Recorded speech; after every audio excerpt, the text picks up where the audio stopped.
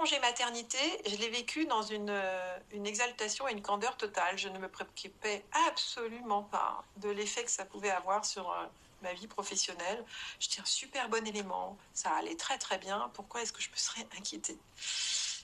C'est au retour de mon premier congé maternité que je suis tombée de l'armoire parce qu'un de mes patrons m'a dit très clairement: tu es effectivement un bon élément, mais tu ne te rends pas compte à quel point ce bébé va changer ta vie. Tu vas voir.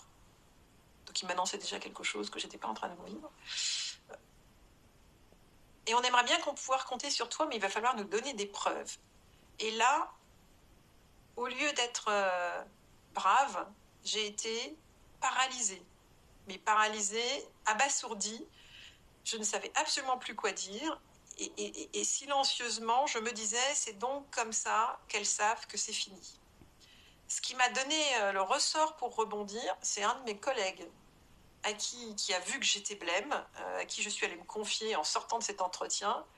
Et c'est lui qui a été choqué, pas moi. Moi, j'étais paralysée, mais lui, il a été choqué. Et lui, il me l'a dit.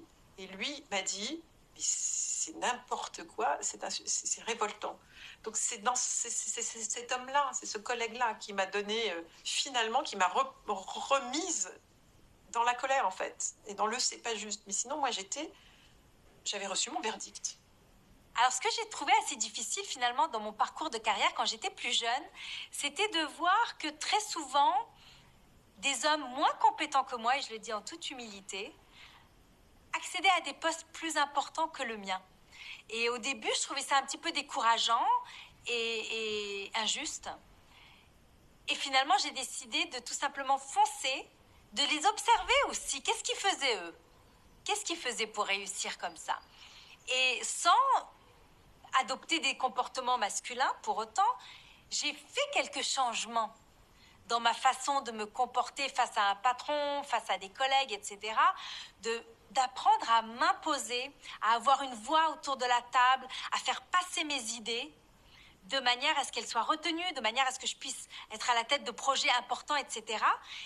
Et finalement, à ce qu'on ne voit plus que je suis une femme et que donc peut-être que je n'ai pas tout ce qu'il faut, parce que trop souvent en tant que femme on doit se prouver doublement avant de réussir à obtenir le poste. Et je vais vous dire une de mes plus grandes fiertés, c'est quand j'ai quitté mon dernier poste de vice-présidente exécutive de la plus grosse firme d'expertise médicale au Canada.